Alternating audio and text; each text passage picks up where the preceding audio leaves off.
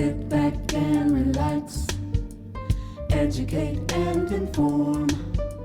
Cozy conversations, dropping knowledge that's for real. Indigo Studio, always in the know.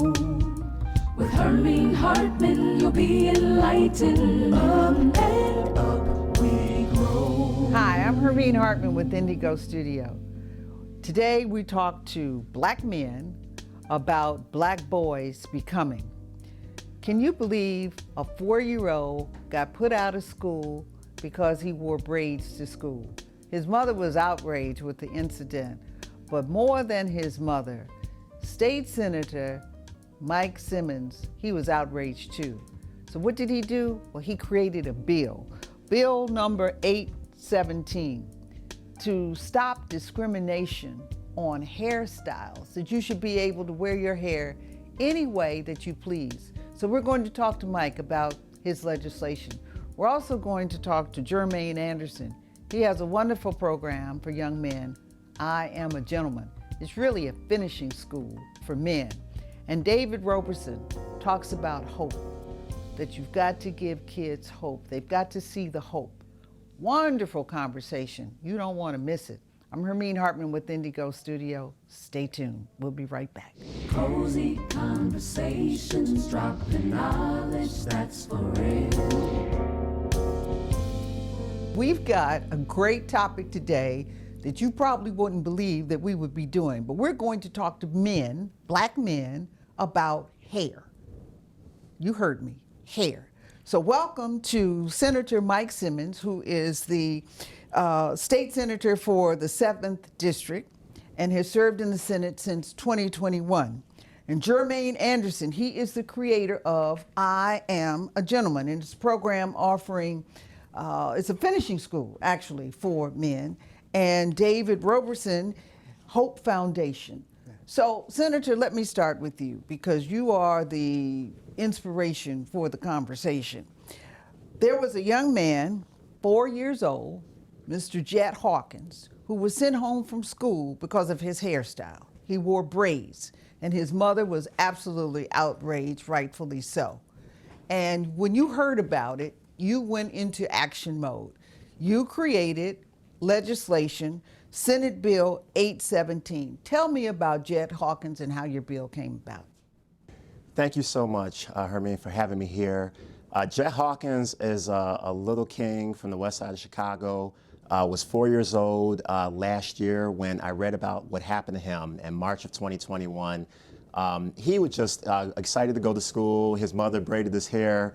He was excited for his new hairstyle. And he went to school and he was traumatized by the adults in that school setting who told him that there was something wrong with his hair and it violated the school handbook. And so his mother had to pull him out of that school. Block Club Chicago wrote a story about it. This senator read about that story and took immediate action. He was 4 years old. 4 years old. 4 years old, and his hair was not, quote, acceptable, appropriate. What was wrong with the hair?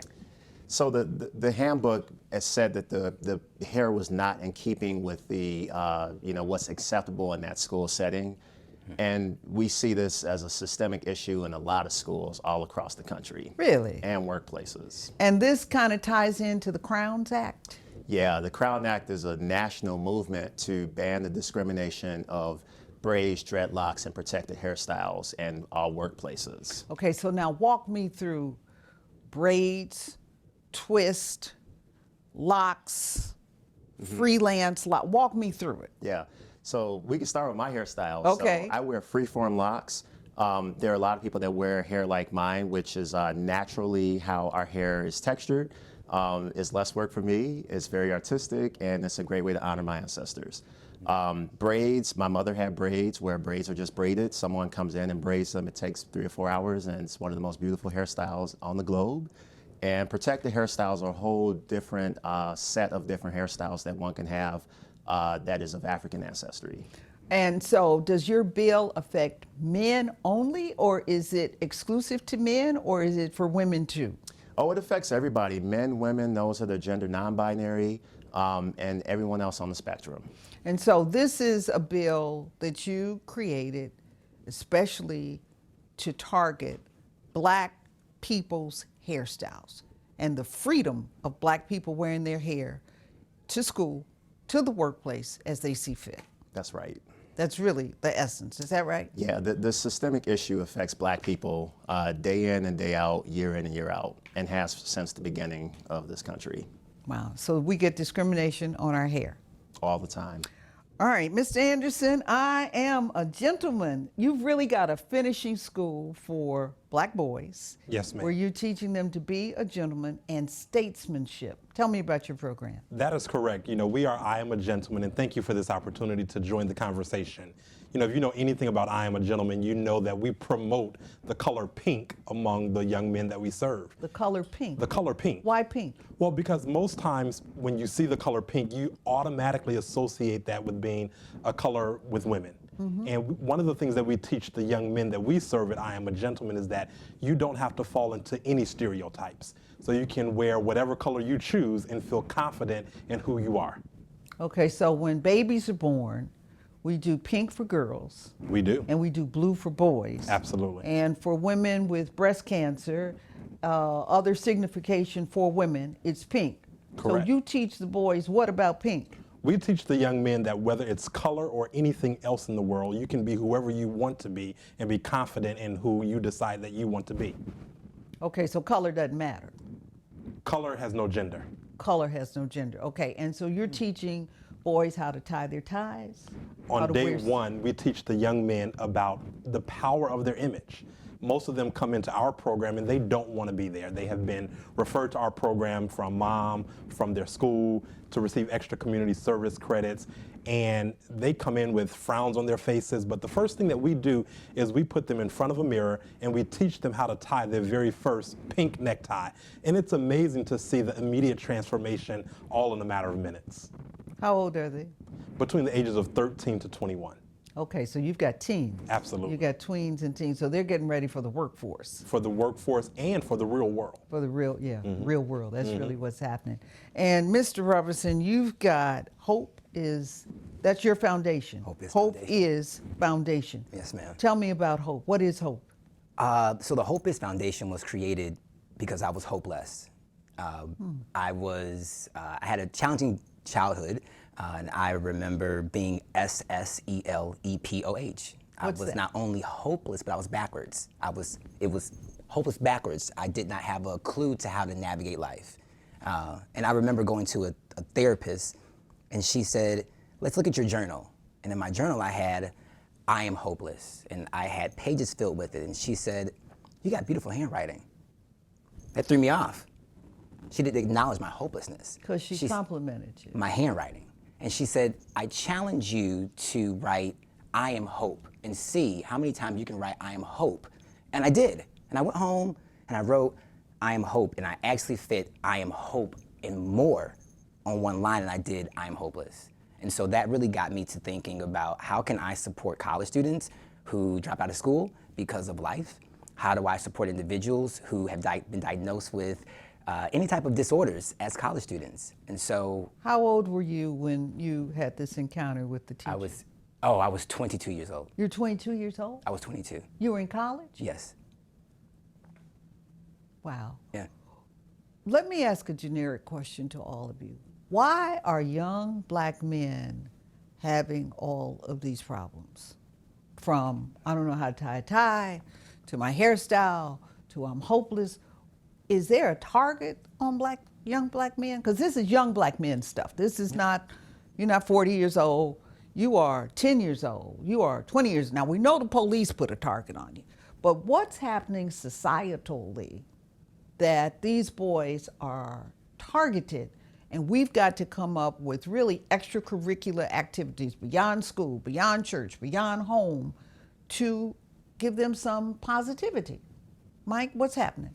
You know, I think that this is an issue that rests with our society. So to be really clear, this is not about black boys. They're the object of what's happening in a society that is dysfunctional.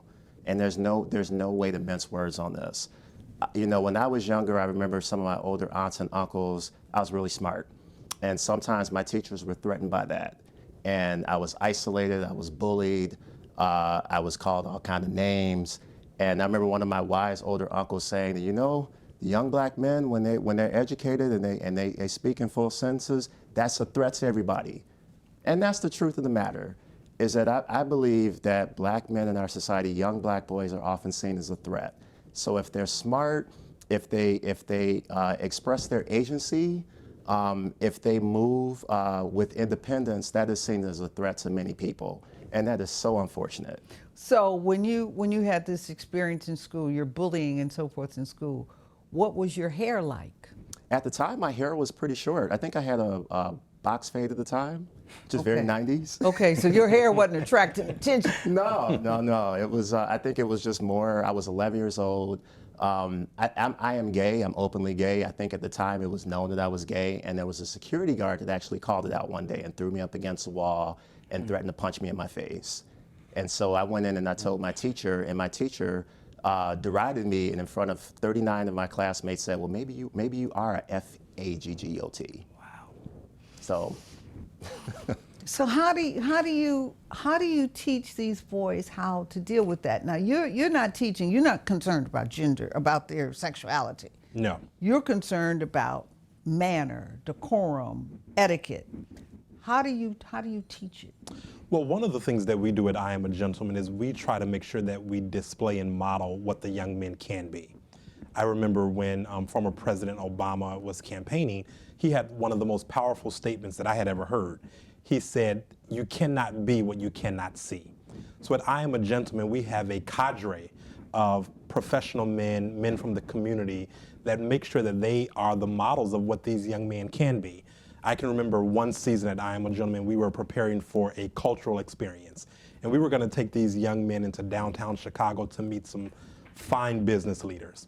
And one of the students raised his hand and he said to me, he said, "Brother Jermaine, why is it that we have to go into downtown Chicago to meet fine business leaders?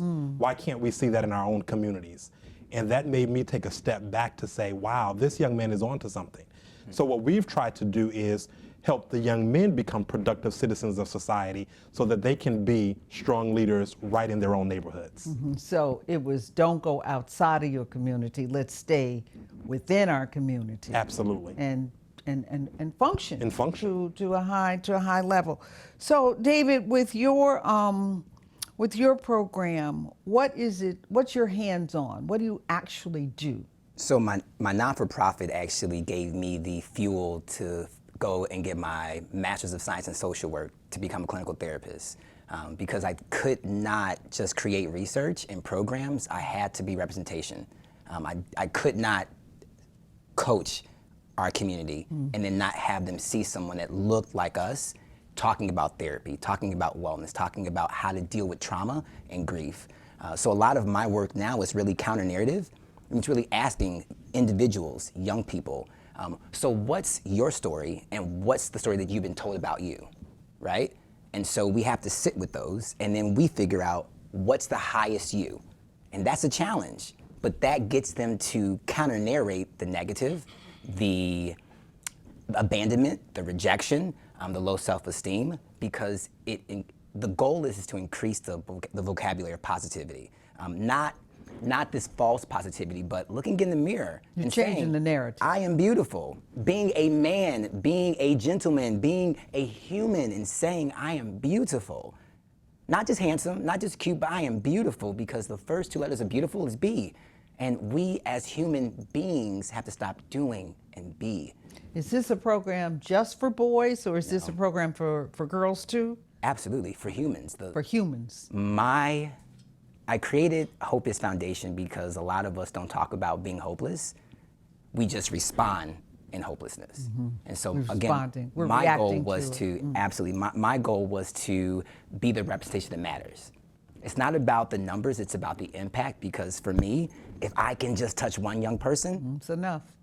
Social media can do that alone. And so for me, I'm an Amber. If I can just light someone on fire, live. We'll be right back. We're talking to young black men about young black boys and the various programs that they have established for positivity. Don't go away. Cozy conversations, drop the knowledge that's for real. Indigo Studio. How dependable is your power? As dependable as 2 a.m. wake-up calls, Grandpa showing up an hour early, and perfect timing. Because you can count on ComEd to keep the lights on and keep you informed. So your electric service is as dependable as sleepless nights.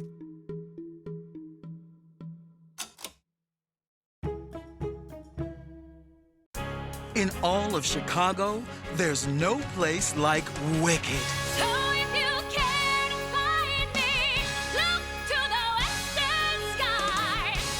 Don't miss your chance to defy gravity at the Nederlander Theater from September 28th through December 4th.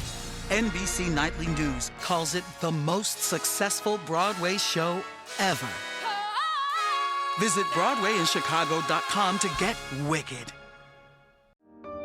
Our goal is to see you become effective leaders to support your passions and help your community. So whether you're pursuing an undergraduate degree or transferring from another school, our goal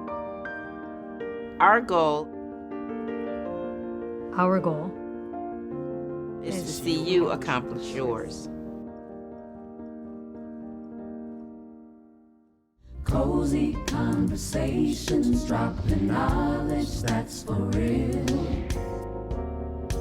Welcome back to Ndigo Studio. We are talking to young black men about young black boys, and we're talking about black boys becoming as they move forward in society. So, Senator, what happened to the school after you changed the law? What did that school that kicked this young man out, kicked Hawkins out, what did they do? Well, we ended up seeing in the news that it was reported that they changed the policy, that they updated the policy. So that was great. And a number of other schools would have to change their policy because now it's the law of the land. Now it's law. Mm-hmm. Yeah. Mm-hmm. And did the mother, did she take her kid back to that school, or did she change schools? So the mother, Ida Nelson, I believe, I ended up taking him out of the school. Okay, let's forget about this, huh? I believe so. Rightfully so. So you all talked about the young men, you talked about the HOPE program, from hopelessness to hope. Where do you all find these kids? Well, our situation is a little bit unique because when we first started I Am a Gentleman 6 years ago, we were doing grassroots marketing, passing out flyers in the neighborhoods, calling single moms, getting referrals from schools, and it was really difficult to get these young men to commit to the program. Well, 6 years later, we don't have to do any marketing because the young men find each other. Mm-hmm. They're so engaged in being connected to an experience that they've never received before until they go and tell their cousins, their little brothers, their peers at school, you got to be a part of this program, which is teaching me how to be a gentleman. Mm-hmm. And it's just an amazing thing, that they have, again, committed themselves to. Okay, so here's a generic question for you all. We hear about young black men, in their teens primarily, being targeted by policemen. And we talk about the talk and what you should tell young black men should they be stopped by the policeman, the do's and the don'ts. In your various programs, do you have the talk? Yes? Absolutely. What do you say? What do you tell them? As a clinical therapist, my focus is getting individuals to maintain themselves. So the focus is, are you breathing when you're talking to someone who makes you uncomfortable? Are you acknowledging how you feel? Is your neurological system uncomfortable? But if I'm stopped by the police, Yes. I'm driving down the street, I'm stopped by the police Yes. for a stop sign, Yes. for a traffic violation. I don't have time to go through my neurological system. Yeah. What do you tell them to do? Again, for me being a clinical therapist, I help people focus on mindfulness because the biggest challenge is that people, they become anxious, overwhelmed, fear. That stops people from breathing. So people become to be reactive. When you begin to use your breath, you begin to be more focused, more calm, more aware of your surroundings. When an individual's not breathing, they're fight or flight mode. And the goal is to get an individual to understand, I am not in danger, I am okay, because at the end of the day, I'm a human being. I am black, but I am okay. What do you do? What do you do in your program? We also have the talk. One of our courses that the young men are required to take each season is called How to Interact with Law Enforcement. And that is a course where it's not only students in the room, but community-based Chicago police officers in uniform. Oh, that's great. Having conversation. In addition to that, our community-based mentoring program is housed inside of the Chicago Police headquarters.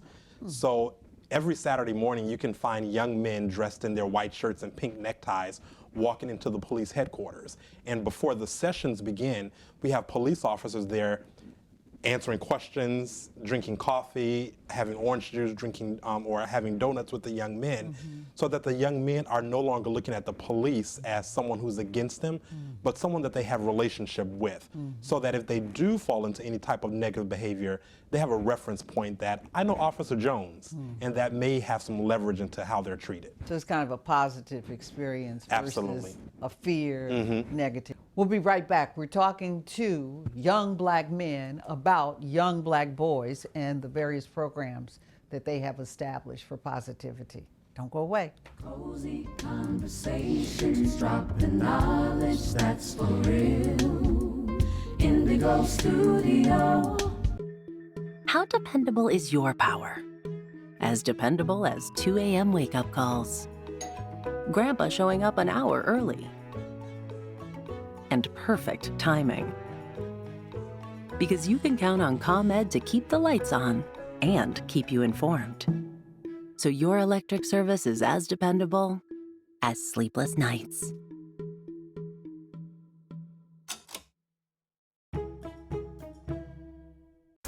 In all of Chicago, there's no place like Wicked. So if you care to find me, look to the western sky. Don't miss your chance to defy gravity at the Nederlander Theater from September 28th through December 4th. NBC Nightly News calls it the most successful Broadway show ever. Visit BroadwayInChicago.com to get Wicked. Our goal is to see you become effective leaders To support your passions and help your community. So whether you're pursuing an undergraduate degree or transferring from another school, our goal Our goal is to see you accomplish yours. Cozy conversations, drop the knowledge that's for real. What would you have told George Floyd? David? Again, I go back down to... See, here's where I'm getting lost with you. Yeah. I understand I'm being in control of myself, take my deep breaths, don't let fear overtake me, but there's a gun on me, okay? I am nervous. It is dark. I've done everything I was supposed to do. I am in compliance. I have my father's Mercedes-Benz. I have shown you my driver's license. Okay, those situations happen every day. What do I do to protect myself? And as a clinical therapist, I can honestly say, I don't know. You don't know? No. As a black man, what do you got to tell these kids something? For me, my only goal as a clinical therapist is to help an individual monitor themselves. But a hypothetical situation, I can't answer that. And that's just me being transparent. Senator, what'd you tell these kids in situations like that? You know, I sympathize with what you're saying. I can't control how white supremacy visits itself on me or those that I love. That's been the reality since the beginning of our time. What I could tell young black people is that none of this has anything to do with you. Don't take it personally. It has nothing to do with you. This is all history, and we all are caught up in the history that a lot of people don't understand. I want to have children soon, and I'm going to be having this talk with them because my children are going to be black, and they're going to know about their history. They're going to know about their ancestry. They're going to know about my uncle who lost his life interacting with law enforcement. And you know, you can't predict what will happen to any of us. I'm a state senator. I could walk out there today and be mistaken for somebody and could end up dead. Has happened. It has happened. It has I have been happened. assaulted. So in your programs, that's what I'm trying to get to. Do you incorporate this? You say you don't want to be afraid, but you are afraid. How do you cope with that? Yeah, it's a difficult thing to cope with. In our program, when we talk about how to interact with law enforcement, we go over those 10 do's and don'ts, many of which you just referred to. But even in a more global setting, we teach the young men that when you get up each morning and when you step out of your door, make sure that whoever you interact with throughout that day, that you present the best version of yourself. And what we find is that behavior changes, body language changes, you know, even your language change when you have that at the forefront of your mind that today I'm going to be the best me that I can be. Don't be confrontational. Don't be confrontational. Be cooperative. Absolutely. Be mannerable at all times. At How all many kids do you deal with per let's say on a per annum? Yeah, so each Saturday morning we have about 75 kids in our program, and we serve about 1,000 students annually. Wow. Your program is just for self-development, or is there any social development that you're looking for? Yes, I have a partnership with NEIU, my alma mater. I specifically focus working with Black students on campus. And the goal is to create an environment where it's social emotional learning, and it's a space of equity and belonging. So because I was affected in college, my heartbeat is for college students. Because it's a college program primarily. Mike, you got any more creative legislation? Could you do some legislation to stamp out racism? I mean, just let's get rid of it, you know? If I could do that, it would just be over, right? It'd be over. We all could retire. Listen, I'm just starting my political career, and I represent a really diverse district. You know, I made history as the first Black person to serve as a state senator from the 7th district on the far north side of Chicago, first LGBTQ person to serve in the upper chamber of state government. I'm just getting started, and I suspect in the next several years that if you look at my legislative record, you will see a number of bills that have tackled the systemic discrimination insofar as racism, misogyny, homophobia, discrimination against seniors, xenophobia, and the whole scorecard. So I want to say thank you. Absolutely. Thank you so much for at least tackling these issues, because if we can change the law, we can change behavior. You know, that's what Dr. King had a saying, I can't make you love me, but I can make you behave right. So, and on that note, thank you so much for being with us, Mike Simmons, Dave Roberson, and thank you for your wonderful, wonderful program. When you start doing girls, I want you to call me. Absolutely. I want to sit in on that one. I'm Hermine Hartman with Ndigo Studio. I hope you've enjoyed our program today. Sit back and relax, educate and inform. Cozy conversations, drop the knowledge that's for real. Ndigo Studio, always in the know. With Hermine Hartman, you'll be enlightened.